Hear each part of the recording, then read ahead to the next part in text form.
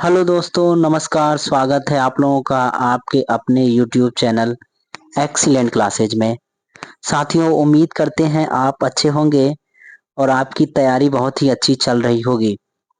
आइए साथियों, आज हम छठा क्लास लेकर आ गए हैं फिजिक्स की। आज हम क्या देखेंगे तो वृत्तीय और रेखीय गति पे जितने भी सवाल पूछे गए हैं प्रीवियस ईयर में, आज हम उन सभी सवालों को देख लेंगे।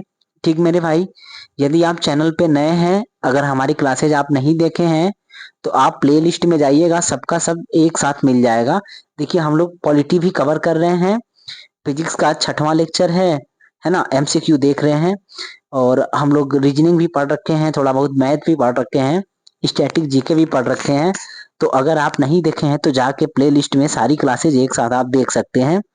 अगर आप नए हैं तो आपसे निवेदन है कि चैनल को सब्सक्राइब जरूर करिएगा। आपके जो भी मित्र होंगे उनसे कह दीजिएगा कि वो लोग भी सब्सक्राइब कर लें और आप अपने सभी सोशल मीडिया अकाउंट पर शेयर जरूर कर दीजिएगा।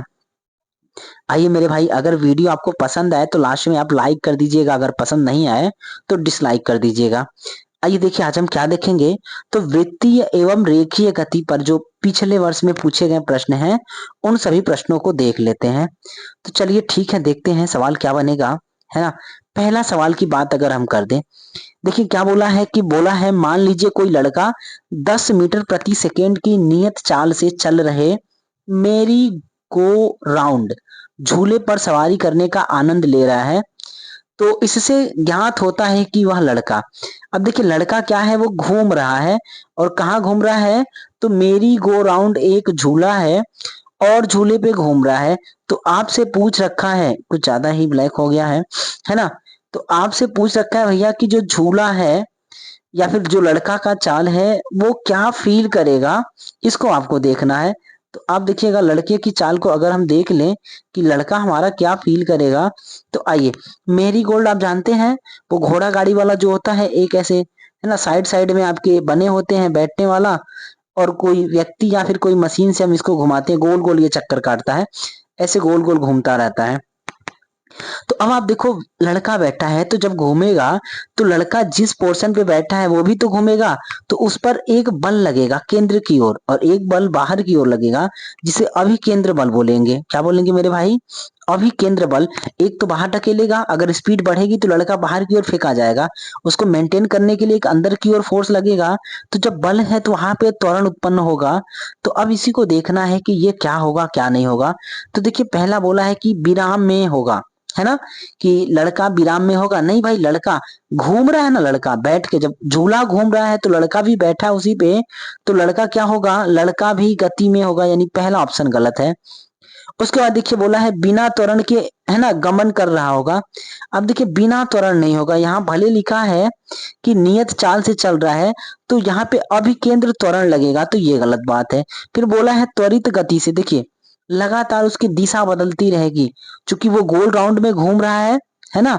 तो लगातार उसकी दिशा बदलती रहेगी लड़के की, इसको ध्यान रखेंगे। और जो त्वरण उत्पन्न होगा वो अभिकेंद्र त्वरण होगा। तो क्या हो जाएगा, त्वरित गति से घूमेगा, इस बात को ध्यान रखेंगे। और अगला बोला है एक समान वेग से गमन कर रहा है। अब देखिए एक समान वेग है, मगर क्या है कि यहाँ वो नियत चाल से बैठा था, ये चाल दिया है। अगर ये वेग होता तो ये सही हो जाता, लेकिन ये क्या है, चाल है। और चाल है लेकिन उसका वेग यहाँ पे प्रति क्षण बदलता रहेगा, इसको ध्यान रखेंगे। तो जब प्रति क्षण बदलेगा मेरे भाई, तो क्या हो जाएगा, त्वरित गति हो जाएगी। अगर यहाँ वेग लिखा होता, नियत वेग से, है ना, घूम रहा है, तो ऑप्शन डी वाला सही हो जाता है, ये वाला। लेकिन वहां पे चाल लिखा है, इस वजह से क्या हो जाएगा, ऑप्शन सी हो जाएगा, इसको ध्यान रखिएगा। देखिए तो अगला क्या बोला है, अगला इसने बोल रखा है ना, कि आपका दिया है वॉशिंग मशीन की कार्य प्रणाली किस सिद्धांत पर आधारित होती है। तो आप ध्यान रखेंगे, वॉशिंग मशीन हो गया, चाहे पानी का कोई पंप हो गया, चाहे है ना ट्यूबवेल हो गया, कुछ भी हो गया, जो चीज राउंड में करके घुमा के बाहर की ओर फेंके, समझ रहे मेरे भाई, तो वहां पे अभिकेंद्र या अपकेंद्र होगा। अगर कोई चीज अंदर की ओर आ रहा है तो अभिकेंद्र, और कोई चीज बाहर की ओर जा रहा है तो अपकेंद्र हो जाएगा, इसको ध्यान रखिएगा। तो अब आप देखिएगा क्या पूछ रखा है इसमें, इसने पूछ रखा है, ये थोड़ा सा है ना ऑप्शन कम दिखाई दे रहा है, डरने की बात नहीं है। चलिए अब आप देखिएगा क्या है आपका कि हमसे पूछ रखा है कि वॉशिंग मशीन की कार्य प्रणाली निम्नलिखित सिद्धांत पर आधारित होती है। तो अब आप देखो किस पे होगा। वॉशिंग मशीन क्या करता है कि जब आप कपड़ा डालते हैं मशीन में तो राउंड राउंड घूमता है, और जब वो राउंड राउंड गोल गोल घूमेगा तो जो भी मैल उसको बाहर की ओर फेंकेगा। समझ रहे ना, कपड़े के अंदर का मैल क्या करेगा, वो बाहर की ओर फेंकेगा। तो जब कभी कोई चीज बाहर की ओर फेंके तो उसको बोलते हैं अपकेंद्री। अप मतलब बाहर की ओर, और जब कभी अंदर की ओर खींचे तो उसको अभिकेंद्रीय बोलते हैं। इसको ध्यान रखिएगा। तो वॉशिंग मशीन मैल को कपड़े से बाहर करता है, कपड़े के अंदर नहीं करता है। तो इसलिए क्या हो जाएगा, अपकेंद्रण का सिद्धांत हो जाएगा, या फिर अपकेंद्रीय बल का सिद्धांत हो जाएगा। ऑप्शन नंबर ए हो जाएगा। इसको ध्यान रखिएगा। अगर आपसे पूछ लेगा जो है ना ट्यूबवेल हो गया या फिर आपका मोटर हो गया जो पानी वाला हो गया, वो किस सिद्धांत पे है, तो वो भी क्या होगा, अपकेंद्र। वो पानी अंदर से खींच के बाहर की ओर फेंक रहा है, तो अपकेंद्रीय बल के सिद्धांत पर काम करेगा।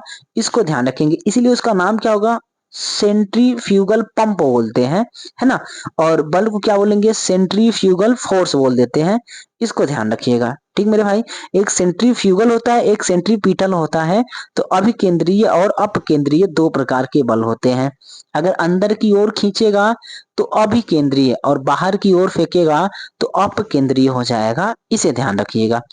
तीसरा क्या है कि यदि कोई वस्तु त्रिज्या r के वृत्ताकार पथ के चारों ओर, है ना, जाने में t सेकंड का समय लेती है तो वेग भी निम्न में से किसके द्वारा दिया जाता है।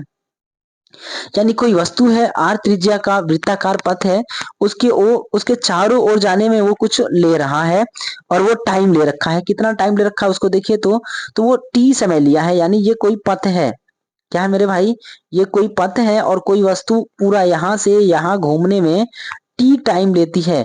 तो पूछ रखा है मेरे भाई, है ना, कि जो v है वो किसके द्वारा दिया जाएगा।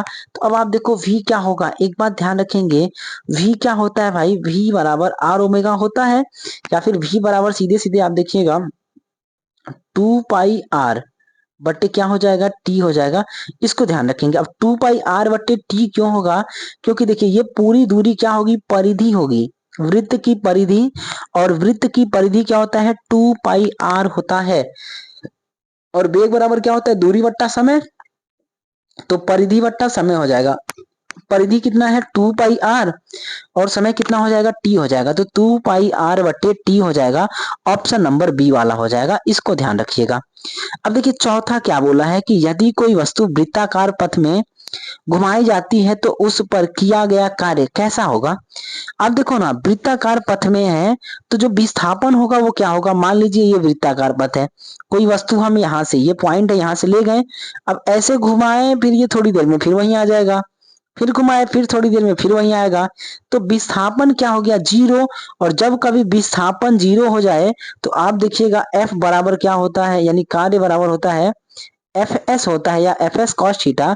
तो एस का वैल्यू जीरो हो जाएगा तो आपका डब्ल्यू भी क्या हो जाएगा, शून्य हो जाएगा। इसको ध्यान रखिएगा।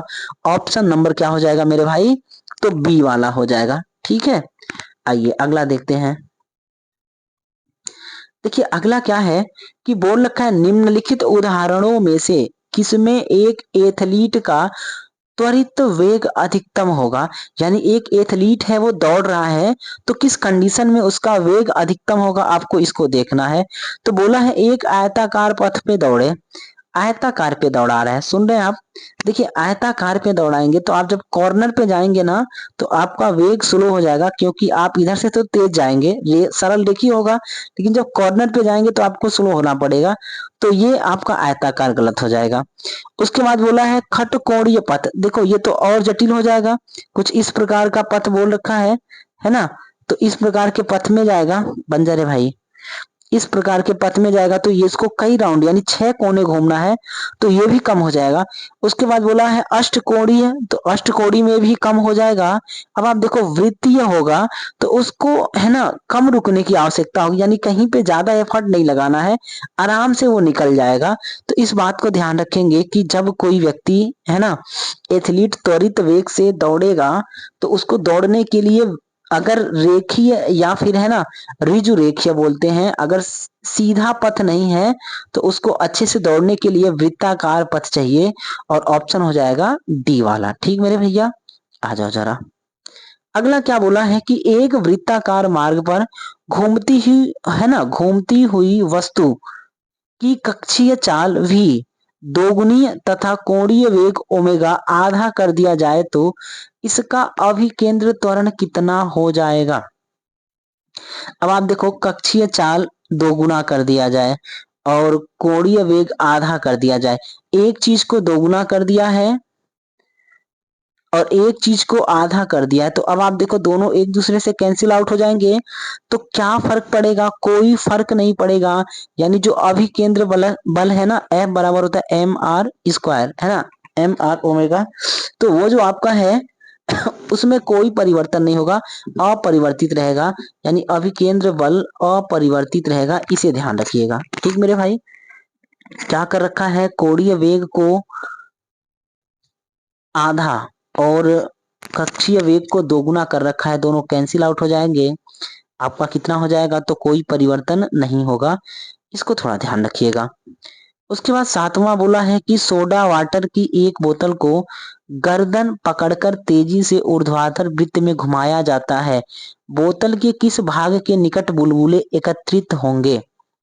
यानी आप देखिए, बाल्टी में पहले हम लोग बचपन में पानी भर के से गोल गोल घुमाते थे तो पानी गिरता नहीं था, तो कुछ ऐसा ही केस है कि बोतल है, बोतल को घुमा रहे हैं मुंह पकड़ के, तो बोला है बुलबुला कहाँ पे बनेगा।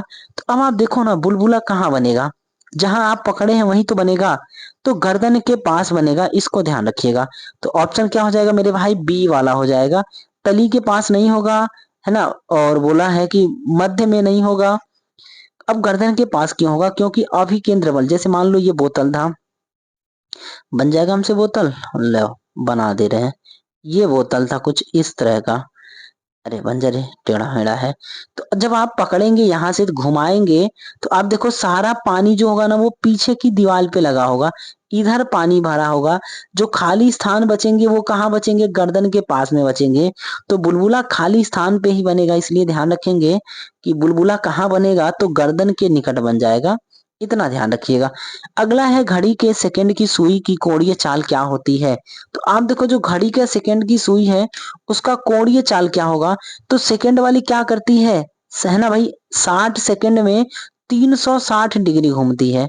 सुनने मेरे भाई, सेकंड की सुई है महोदय, और अगर आप देखे होंगे घड़ी में सेकंड वाली क्या करती है कि 1 मिनट में एक चक्कर मारती है, तो 60 सेकंड में क्या कर रही है, 360 घूम रही है।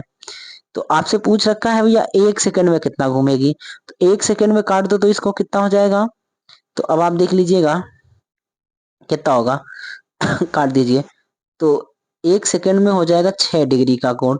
अब 6 डिग्री है, इसको रेडियन में बदलना है, अब रेडियन में बदलने के लिए क्या करेंगे, पाई का गुणा करेंगे और 180 से भाग करेंगे, तो 6 से काटिए, 6 3 18 यानी पाई बट्टा 30 हो जाएगा, इस बात को ध्यान रखेंगे, क्या हो जाएगा मेरे भाई, तो पाई बट्टा 30 हो जाएगा, है ना, 6 से कटा, 180 को काटेंगे 3 बार में, पाई बट्टा 30 हो जाएगा।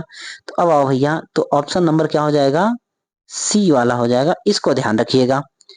अगला दिया है कि रेखीय गति में चंद्रमा के समान घूर्णन गति में संगत राशि है, यानी अगर हम रेखीय गति में चंद्रमा के समान, क्या लिखा है यार, सॉरी भाई, चंद्रमा दिख रहा है हमको, द्रव्यमान, है ना, रात हो गया है, अभी रात के 11 बज रहे हैं, हम वीडियो शूट कर रहे हैं, तो थोड़ा कम दिख रहा है, सॉरी।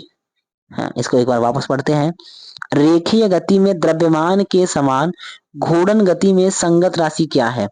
जैसे रेखीय गति में द्रव्यमान होता है ना, उसी के समान घूर्णन गति में क्या होता है, तो बस सिंपल याद रखेंगे, जड़त्व होगा, क्या होगा मेरे भाई, तो जड़त्व हो जाएगा।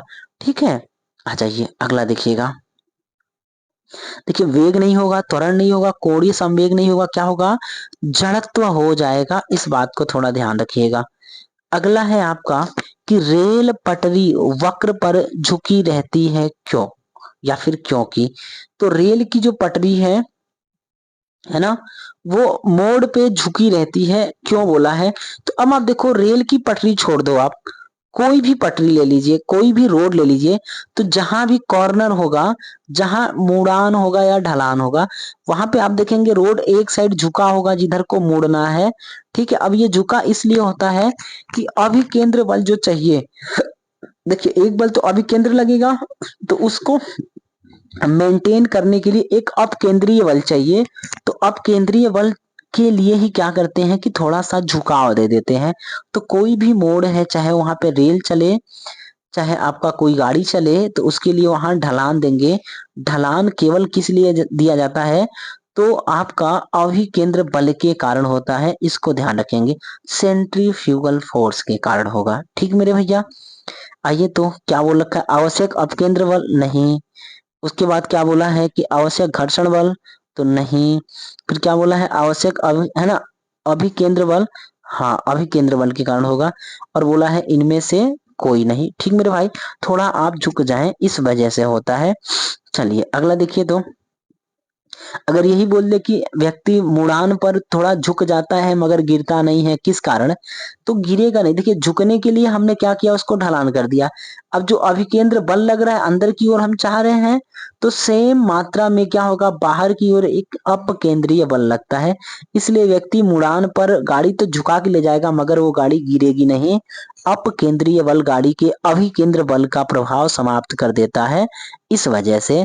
अगला क्या है कि एक वृत्ताकार पथ में स्थिर गति वाले पिंड की गति का, हाँ गति को क्या कहा जाता है, कहा नहीं है ये, क्या है, गति को क्या कहा जाता है, एक बार वापस पढ़ लीजिए। क्या बोला है कि एक वृत्ताकार पथ में स्थिर गति वाले पिंड की गति को क्या कहा जाता है।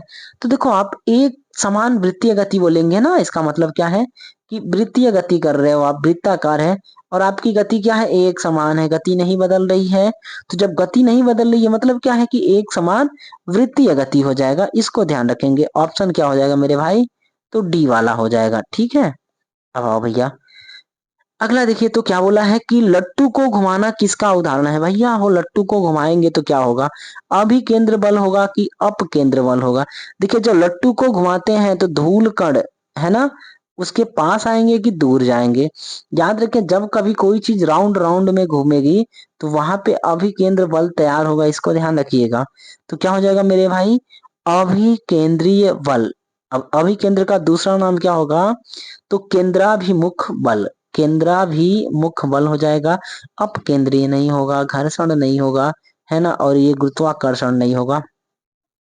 थोड़ा सा इनमें कंफ्यूजन ये है कि जो चीज अंदर की ओर लगे उसको अ से अंदर, अ से अभिकेंद्र, और जो चीज बाहर अप मतलब ऊपर, तो जब बाहर लगे तो अपकेंद्रीय बल हो जाएगा, इसको थोड़ा ध्यान रखिएगा। अगला बोला है कि किसी निकाय को एक समान वृत्तीय गति में लगने वाले आवश्यक नियत बल को क्या कहा जाता है। तो आप देखिए कोई निकाय है, वृत्तीय गति में एक समान बल लगता है, उसको क्या बोलते हैं, अभिकेंद्र बल कहते हैं। और अभिकेंद्र बल की दिशा क्या होगा, तो केंद्र की ओर होता है, इस बात को ध्यान रखेंगे। अरे हमने किसको कर दिया, अपकेंद्री को कर दिया, अभिकेंद्र होगा भैया, है ना, क्या हो जाएगा, अभिकेंद्र बल, केंद्र की ओर लगाने की बात हो रही है। ऑप्शन नंबर क्या हो जाएगा, तो सी वाला हो जाएगा। ठीक मेरे भाई, थोड़ा सा देख लीजिएगा, अपकेंद्र लिखा है कि अभिकेंद्र लिखा है, तो अभिकेंद्रीय बल हो जाएगा। अगला देखिएगा, अगला है आपका 14 नंबर का सवाल। क्या बोल रखा है कि एक समान वृत्तीय गति के लिए जो भौतिक राशियां स्थिर रहती हैं वो कौन सी हैं, आपको पता करना है। तो एक समान वृत्तीय गति के लिए है ना, स्थिर भौतिक राशियां कौन कौन सी हैं उसको देखना है। तो आप देखो क्या चाल है, क्या क्या गतिज ऊर्जा है, क्या देखिए गतिज ऊर्जा है ना, एक समान वृत्तीय गति है तो गतिज ऊर्जा भी होगा और चाल भी होगा। अगर ये वेग होता तो बदल जाता, क्योंकि हर क्षण वेग की दिशा बदल जाती, कभी इधर होगा कभी इधर होगा कभी इधर होगा, तो वेग की दिशा बदलती। लेकिन चाल है तो चाल एक अदिश राशि होती है, तो चाल नहीं बदलेगा। उसके बाद क्या नहीं बदलेगा, गतिज ऊर्जा नहीं बदलेगा, मतलब क्या होगा, तो दोनों हो जाएगा, ऑप्शन नंबर सी वाला, ए व बी दोनों। ठीक मेरे भाई, अगला देखिए सवाल 15 का है कि जब पिंड वृत्ताकार मार्ग पर स्थिर कोणीय वेग से गतिमान है तो इसका कोणीय त्वरण क्या होता है। तो याद रखेंगे कोणीय त्वरण कितना होगा मेरे भाई, तो बोला क्या है, है ना। स्थिर कोणीय वेग से, जब कोणीय वेग स्थिर होगा यानी एक समान कोणीय वेग होगा तो त्वरण उत्पन्न नहीं होगा, और त्वरण नहीं होगा तो क्या हो जाएगा, ऑप्शन नंबर ए वाला 0 हो जाएगा। इनको थोड़ा ध्यान रखिएगा। अगला है आपका कि जब एक वस्तु एक समान वृत्तीय वेग उत्पन्न करती है तो निम्नलिखित में से कौन सा परिवर्तित होता है। यानी कोई वस्तु है और एक समान है ना वेग उत्पन्न कर रही है, वृत्तीय वेग, तो बोला है क्या है जो बदल जाता है। तो अब देखो क्या बदलेगा, क्या द्रव्यमान बदलेगा क्या, तो नहीं, द्रव्यमान अदिश राशि है, ये नहीं बदलेगा, तो ये उत्तर नहीं होगा। क्या संवेग बदलेगा क्या, तो संवेग द्रव्यमान गुणे वेग होता है, ये भी नहीं बदलेगा। क्या गति बदलेगा क्या, तो ना भैया ना, गति भी नहीं बदलेगा। क्या बदलेगा, कंटिन्यूअस उसकी दिशा बदलती रहेगी। यानी जब हम वृत्तीय पथ पे रहेंगे तो जब कण इधर होगा तो दिशा इधर होगी, जब इधर होगा तो दिशा इधर होगी, जब इधर होगा तो दिशा इधर होगा। यानी हर क्षण क्या होगा कि उसकी दिशा बदलती रहेगी। इसको थोड़ा ध्यान रखेंगे। अब देखो भैया, अगला है आपका एक वस्तु स्थिर चाल से एक वृत्त पर चल रही है। तो आप देखो एक वृत्त पर चल रही है तो क्या होगा, यही पूछ रखा है। इसका वेग स्थिर होगा क्या, तो नहीं, वेग कंटिन्यूअस बदलता रहेगा। फिर बोल रखा है इसमें त्वरण नहीं होगा, तो ये बात भी नहीं है, त्वरण होगा, अभिकेंद्र बल होगा क्योंकि वृत्तीय गति हो रही है। उसके बाद क्या होगा, देखिए जब कभी वृत्तीय गति होगा तो अभिकेंद्र बल होगा, और उसी अभिकेंद्र बल के कारण एक त्वरण होगा जिसको अभिकेंद्र त्वरण बोलते हैं। इसको ध्यान रखिएगा, ठीक है। तो आपका स्थिर वेग नहीं होगा, उसके बाद क्या है, त्वरण नहीं होगा। फिर बोला क्या है कि इसमें अंदर की ओर त्रिज्य त्वरण होता है। हाँ, इसको ध्यान रखेंगे कि अंदर की ओर जो अभिकेंद्र त्वरण लगेगा उसकी दिशा क्या होगी, तो त्रिज्या के अनुदिश होगा। इस बात को ध्यान रखिएगा, ठीक मेरे भाई। जब आप वृत्तीय पथ पे चले, आपका क्या हो, चाल स्थिर हो, तो वेग की दिशा हर क्षण बदलती रहेगी, और आपके ऊपर एक त्वरण काम करेगा जिसको अभिकेंद्र त्वरण कहते हैं, और इसकी दिशा किधर होगी, तो त्रिज्या के अनुदिश होता है जिसको केंद्र की ओर बोलते हैं। इतना ध्यान रखिएगा। तो ऑप्शन नंबर क्या हो जाएगा मेरे भाई, सी वाला हो जाएगा। अगला देखिए, तो अगला क्या है कि है ना, कभी कभी मोड़ पर मुड़ते समय कार पलट जाती है ना, वही वाली बात है। कभी कभी मेरे दिल में ख्याल आता है कि बीच बीच में कार पलट जाता है। तो फिर बोल रखा है कि जिस समय कार पलटती है तो बात क्या होगा, आपको वही ढूंढना है। तो देखिए कार पलटती है, इसका मतलब क्या होगा कि अंदर की ओर का पहिया पृथ्वी से पहले उठता है। यानी जब कार पलटेगी तो क्या होगा, अब भैया पलट के चेक कर लेना आप लोग, आपकी कार पलट रही है नहीं पलट रही है। देखो ये हमारे पास 4 पहिए का कार है, वैसे कार वार है नहीं, अब समझो कोनो डिजाइन डिजाइन का कार है। ये बन गया हमारा कार, ठीक है। अभी हमारा कार बन गया है तो क्या बोला है कि मोड़ पे ले गए हैं और मोड़ते समय पलट गया है। तो बोला क्या है कि कौन सा पहिया किधर को पलटेगा, तो बोला है अंदर की ओर का पहिया पृथ्वी से पहले उठता है। क्या ये बात सही है क्या, बाहर की ओर का पहिया पृथ्वी से पहले उठता है, क्या ये बात सही है क्या। क्या फिर अगला बोला है कि दोनों पहिया एक साथ पृथ्वी से उठते हैं, ये बात सही है क्या। फिर अगला बोल रखा है कि दोनों में से कोई भी पहिया पृथ्वी से पहले उठ जाता है। तो जब अब आपको 3D में हम कैसे दिखाते हैं, कुछ तो है नहीं अपने पास, है ना। तो अब आप देखो क्या होगा कि जब हम गाड़ी मोड़ते हैं, आप कल्पना करिएगा कार पर हम कब पलटते हैं मोड़ पे, तो जब बाहर की ओर वाला पहिया होगा यानी उस साइड का, वो वाला ज्यादा उठ जाए, समझ लेना। अब वो ज्यादा उठ जाए तो क्या होगा, हमारी कार संभावना होती है कि पलट जाएगी। इसको ध्यान रखेंगे। तो क्या होगा कि बाहर की ओर का पहिया पृथ्वी से उठ जाए तो कार पलट जाएगी, अंदर वाला नहीं उठेगा। तो ऑप्शन नंबर क्या हो जाएगा, बी वाला हो जाएगा। इसको थोड़ा ध्यान रखिएगा। देखो ये आरआरबी टेक्नीशियन एएलपी में पूछा था। अगला है वृत्ताकार पथ पर गतिमान यंत्र में एक यात्री, यानी कोई वृत्ताकार पथ है और उसमें गतिमान है ना यंत्र पे कोई व्यक्ति बैठा है, तो फिर बोला है उस पर कौन सी घटना होगी या वो व्यक्ति कैसा अनुभव करेगा। तो आप देखिए वृत्ताकार पथ पे जब आप जाएंगे तो आप पे अभिकेंद्र बल अभिकेंद्र त्वरण दोनों लगेंगे। तो वही क्या बोला है कि अभिकेंद्र बल का अनुभव करेगा, तो बिल्कुल सही जवाब है। फिर बोला अभिकेंद्र बल का अनुभव नहीं करेगा, तो ये तो गलत हो गया। उसके बाद बोला है कि निश्चित रूप से वह नहीं कहा जा सकता, ये भी गलत है। क्या होगा, अभिकेंद्र बल का अनुभव करेगा। क्यों करेगा, क्योंकि अभिकेंद्र बल उस पर कार्य करेगा इस वजह से। ठीक मेरे भाई, देखिए 20 नंबर का सवाल है कि यदि कोई पिंड रूपांतरित गति से एक वक्र पथ पर गति करता है तो इस गति को क्या कहते हैं। अब आप देखो कि क्या बोला है, रूपांतरित गति में एक वक्र, यानी वक्र का मतलब घुमा हुआ, कुछ इस तरह का। अरे कहाँ गया रे भाई, 20 नंबर का है ना, कुछ इस तरह का पथ है, इस पे गति कर रहा है। तो बोल रखा है कि है ना, इस गति को क्या कहेंगे। तो आप देखो क्या कहेंगे, वक्र रेखीय गति कहेंगे। और क्या कहेंगे भाई, सरल रेखीय गति है क्या, तो नहीं है। आवर्ती गति है क्या, तो नहीं है ना, ये भी नहीं है। तो क्या होगा, वक्र रेखीय गति, यानी वो कर्व में घूम रहा है तो वक्र रेखीय गति कह देंगे। ऑप्शन नंबर डी वाला हो जाएगा। 21 नंबर का सवाल क्या कहता है कि घूर्णक गति में बल के अनुरूप है, यानी घूर्णन गति जो होता है ना, गोल गोल घूमना किसी के परितः, तो उसमें पूछ रखा है बल के अनुरूप है। तो बल के अनुरूप क्या होता है, जब किसी चीज को घुमाएंगे तो घुमाने के केस में आघूर्ण उत्पन्न होता है। आघूर्ण क्या होता है, बल गुणे बल की क्रिया रेखा की लंबवत दूरी होती है। इसको ध्यान रखेंगे। टाउ बराबर क्या होता है, एफ इंटू एल कह दे चाहे एस कह दे, इसको ध्यान रखिएगा। एस या एल क्या होगा, तो क्रिया रेखा की लंबवत दूरी हो जाएगी। तो इसका उत्तर क्या हो जाएगा, आघूर्ण हो जाएगा। इसको ध्यान रखेंगे, है ना मेरे भाई। चलिए आइए तो अगला देखते हैं। अगला क्या बोल रखा है, अगला बोला है कि जब कार एक मोड़ लेती है तो वह कौन सा बल है जो हमें बाहर की ओर धक्का देता है। देखिए जब कभी आप कार में जाएं चाहे कहीं में जाएं, तो जब आप कॉर्नर पे मोड़ लेंगे ना, तो आप पे एक बल लगेगा अंदर की ओर, जो अंदर की ओर खींचेगा, अभिकेंद्र बोलेंगे।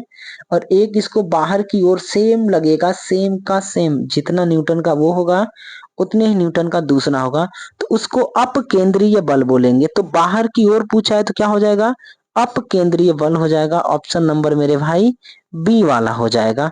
अब देखिए 23 में क्या बोला है कि किसी सैटेलाइट और पृथ्वी के बीच आकर्षण का गुरुत्वाकर्षण बल, है ना, डैश डैश दिया है, को तेजी प्रदान करता है। अब आकर्षण का गुरुत्वाकर्षण बल किसको तेजी प्रदान करेगा भैया, तो अभिकेंद्र बल को करेगा। इसको ध्यान रखिएगा। तो ऑप्शन नंबर क्या हो जाएगा, ए वाला हो जाएगा, अभिकेंद्र बल हो जाएगा। ठीक है, अगला क्या है, अगला है आपका कि एक घूमती हुई वस्तु का कोणीय वेग निम्न के संदर्भ में व्यक्त किया जाता है।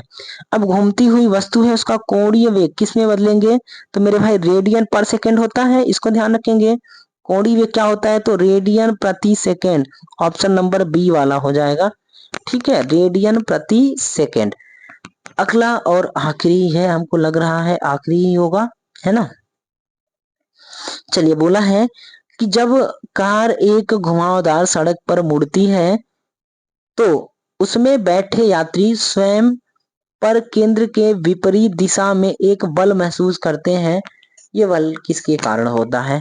अब आप देखो, जब कभी आप, अगर आप ध्यान दिए होंगे, तो जब गाड़ी मोड़ पे जाती है और अचानक से मोड़ी जाती है तो आप पर एक बाहर की ओर बल लगता है। आप बगल का जो पैसेंजर होगा, आप उसके ऊपर लड़ जाते हैं या उसको धक्का देते हैं। तो ये बल कौन सा होगा, अपकेंद्रीय बल होगा। इसको ध्यान रखेंगे।